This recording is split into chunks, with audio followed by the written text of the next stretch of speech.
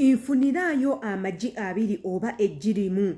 Nkulagirire otya bw'olina okuggyako stretch marks ezo ezaaganirako. Ngamba gwe omukyala ayina omwana nga wafuna stretch marks ez'okuzaala. Tuyina ebika bya stretch marks bingi. Mulimu ffe abayina stretch marks ensikire obusikizi nga kiva mu famire. Mulimu abalala ffe abayina mugaba nga zze lwa buvubuka.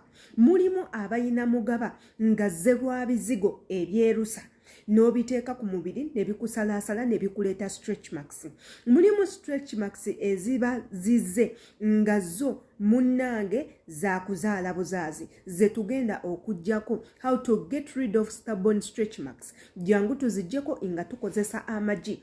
Wabula ng'ate amannya yenze Shila Adita gwena atanaba kubanga subscribinga muganda wange ogenda kubanga omisinga ebintu bingi nnyo. Ogenda kumisinga home remedies nyingi nnyo ze tukozesa okulaba nga tukola olususu olulungi ze tukozesa okulaba nga tujjanjaba ebirwadde ebiri stubborn mu mubiri gwaffe nga tukozesa ebintu bya waka.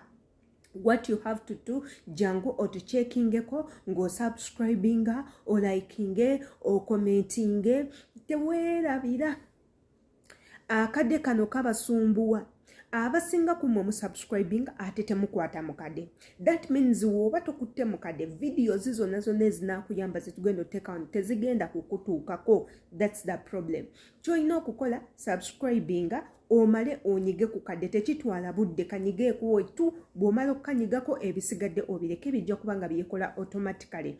Olunaku olwaleero tugenda kuggyako stretch marks ezo ezikusumbuwa nga zizze lwa nsonga ya kuzaala. Jjukira omukyala bw'ofuna olubuto ebbanga ly'omala nga weetise olubuto olwo omwana gy'agenda okuba nga akula n'olubuto gye lweyongera okuba nga lustretchinga omubiri nga gugaziwa gye gukoma okugaziwa ezo enjatika ezijja zezo no stretch marks ziviira ddala underneath your skin ne zibeera nga zifuluma kungulu kuno. Tugenda kubanga tuzikendeezaako appearance yazo nga tukozesa amagi.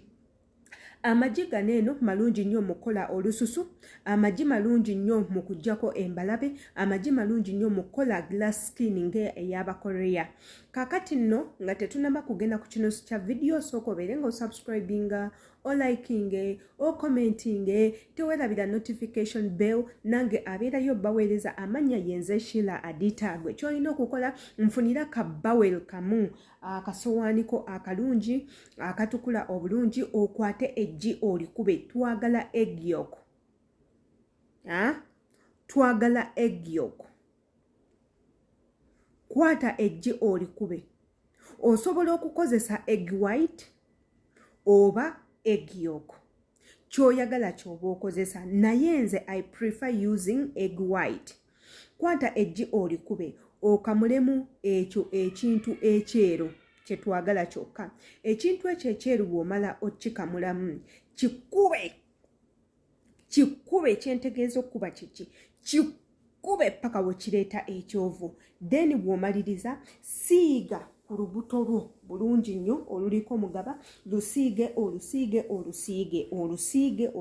ebintu ebyo obirekeko mu ddakiika 3. Ebintu ebyo byogenda okusiigako bigenda kubaamu bubbles, bigenda kuba ng'ekyovu kya sabbuuni. Bisiigeko obirekeko eddakiika 3. Then bw'omaliriza kwata katawereko akookya, fumba bulungi nnyo amazzi go otekemu katawereko akeeru omale okakamule obeere nga oyisaako emirundi gyonna gy'oyagala naye ng'ekyama ekisinga igwe kubeera moisturized, kubeera hydrated nga onywa nnyo amazzi. Eyo no skill nayo ekola nnyo gwe gy'okoma okuba n'amazzi munda omubiri gwo guba gulabika bulungi ate era omusana gu affectinga kubanga gwatikayatika nnyo amazzi. Bw'omaliriza okuteekako akagoyeko akookya bulungi nnyo muganda wange teweerabira. Coconut oil bw'oba omuyina akuyambeko, bw'oba oyina bizigo nga bineeno ebya coconut oil by'oba osiigako. Nabagamba ebizigo bineeno birungi nnyo ku nsonga ya stretch marks naddala ono coconut oil mulungi nnyo. Bw'oba nga oyina olive oil asobola okuyamba kungamba olive oil owa skin si afumba naye nga coconut oil mulungi nnyo cocoa butter mulungi nnyo shea butter mulungi nnyo imwe abagala okujjako stretch marks jjukira nkugambye tukozesezza jamu egg yolk bw'oba gy'oyagala osobola okukozesa egg white nayo ejja kubanga ekola egg white gijeemu gikube bulungi nnyo efuuke ekyovu giteeke awo ewali damage ewali stretch marks ebeereko eddakiika 3 then bw'omaliriza kwata akagoye akookya fumba amazzi go bulungi nnyo teekamu akagoye kakamule bulungi nnyo obeere nga oyokya awo ewali stretch marks then bw'omaliriza kwata coconut oil wo bw'ati obeere nga omasaagingawo naye nga remedy esooka gy'otalina kubanga weerabira kwe kunywa nnyo amazzi. Keep your body moisturized all the time. Moisturize ezo osobola okukozesa Vaseline, coconut oil, olive oil, shea butter. Byonna bijja kuba bikolera. Video eno wogisanga ngeri interesting nkusaba ogilaikinge o commentinge ate era teweerabira kusubscribinga most importantly bw'oba omaze osubscribinga kwata ku kadaaka kali waggulu kajja kubanga kakuyamba enkwagala nnyo.